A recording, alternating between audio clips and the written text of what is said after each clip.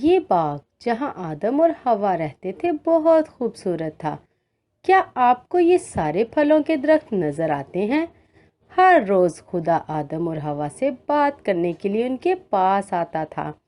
ایک دن اس نے کہا، باغ میں یہ پھل والے درخت دیکھو، تم اپنی مرضی سے ان کا پھل کھا سکتے ہو، لیکن باغ کے بیچ میں ایک خاص درخت ہے جس کا پھل تم بالکل نہ کھاؤ، کیونکہ جب تم اس کا پھل کھاؤ گے تو تم ضرور مر جاؤ گے۔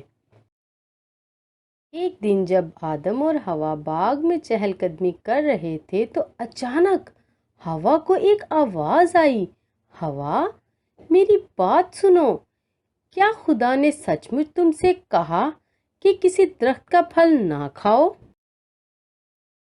نہیں نہیں، حوا نے کہا، وہ درخت دیکھو جو باغ کے بیچ میں ہے، وہ نیک اور بد کی پہچان کا درخت ہے۔ خدا نے ہمیں صرف اس درخت کا پھل کھانے سے منع کیا، ورنہ ہم ضرور مر جائیں گے۔ لیکن سانپ نے کہا، نہیں، تم بالکل نہیں مرو گے۔ بات صرف یہ ہے کہ خدا جانتا ہے کہ جب تم اس درخت کا پھل کھاؤ گے تو تم خدا کی مانند بن جاؤ گے۔ تمہیں معلوم ہوگا کہ اچھا کیا ہے اور برا کیا ہے۔ ایسی بری باتیں سننا بہت خطرناک ہے۔ کیا آپ کو پتا ہے کہ یہ کون تھا جو سانپ کے اندر سے بول رہا تھا؟ یہ شیطان تھا۔ وہ آپ سے بھی بات کرنا چاہتا ہے، وہ آپ سے غلط کام کروانا چاہتا ہے۔ شیطان کی باتیں بالکل نہ سنیں، ہمیشہ خدا کی آواز سنیں۔ آپ خدا پر بھروسہ رکھ سکتے ہیں، وہ آپ کے لیے وہی چاہتا ہے جو سب سے اچھا ہے۔ لیکن حوا نے اس خاص درخت کی طرف دیکھا اور وہ سوچنے لگی، یہ پھل بہت اچھا لگتا ہے، میں کیوں نہ چکھوں؟ پھر اس نے منع کیے ہوئے درخت سے پھل توڑنے کے لیے اپنا ہاتھ بڑھایا۔ اوہ ہو، آدم کیوں نہیں کہتا کہ حوا ایسا نہ کرو، خدا کا یقین کرو؟ لیکن حوا نے پھل توڑ کر اسے کھایا، اور نہ صرف یہ بلکہ اس نے آدم کو بھی دیا، اور آدم نے بھی یہ پھل کھایا۔ بہت افسوس، اب سب کچھ بدل چکا تھا۔ وہ دونوں اچھا محسوس نہیں کر رہے تھے۔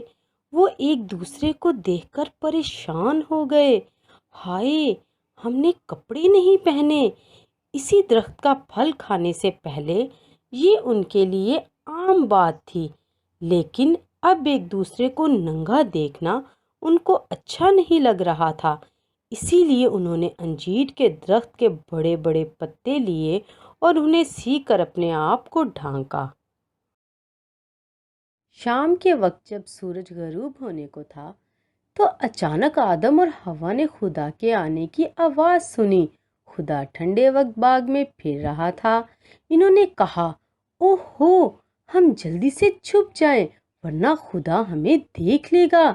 لیکن آپ خدا سے چھپ نہیں سکتے، وہ سب کچھ جانتا ہے اور سب کچھ دیکھتا بھی ہے۔ خدا نے کہا، آدم، تو کہاں ہے؟ آدم نے کانپتے ہوئے جواب دیا، میں نے باغ میں آپ کی آواز سنی اور میں ڈر گیا، کیونکہ میں ننگا ہوں، اس لیے میں چھپ گیا۔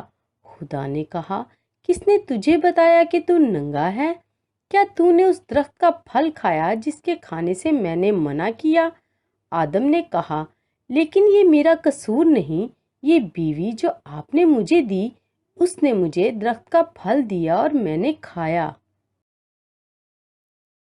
پھر خدا نے حوا سے کہا، تو نے یہ کیا کیا ہے؟ حوا نے جواب دیا، نہیں، یہ سانپ کا قصور ہے، اس نے مجھے دھوکہ دیا، اس لیے میں نے یہ کیا۔ کیا آپ نے سنا کہ حوا نے کیا کیا؟ اس نے بھی اپنے گناہ کا اقرار نہیں کیا۔ جب آپ کوئی غلط کام کرتے ہیں تو کیا آپ بھی ایسا کرتے ہیں؟ کیا آپ بھی کسی اور کی طرف اشارہ کرتے ہیں اور کہتے ہیں کہ نہیں نہیں، میں نے نہیں کیا، اس نے کیا، اس کا قصور ہے، میرا نہیں؟ آپ ایسا بالکل نہ کریں، بلکہ اپنے گناہ کا اقرار کریں۔ خدا صرف یہی چاہتا ہے۔ پھر خدا نے سانپ سے کہا، میں تجھے لعنت دوں گا، اور اس نے آدم اور حوا کو بھی سزا سنائی۔ لیکن پھر خدا نے ایک حیران کرنے والی بات کہی۔ اس نے سانپ سے کہا، میں تیرے اور عورت کے درمیان اور تیری نسل اور عورت کی نسل کے درمیان عداوت ڈالوں گا۔ وہ تیرے سر کو کچلے گا اور تو اس کی ایڑی پر کاٹے گا۔ اس بات کو سمجھنا کافی مشکل ہے، لیکن یہاں خدا وعدہ کر رہا تھا کہ آئندہ اس کا بیٹا یسوع مسیح اس دنیا میں آ جائے گا اور وہ ہمارے گناہ اٹھائے گا۔ خدا رحم کرنے والا ہے۔ اس نے آدم اور حوا کے لیے جانوروں کی کھالوں سے کپڑے بنائے، لیکن اب ان کو اس خوبصورت باغ سے جانا پڑا۔ کیا آپ ان کو بھاگتے ہوئے دیکھ سکتے ہیں؟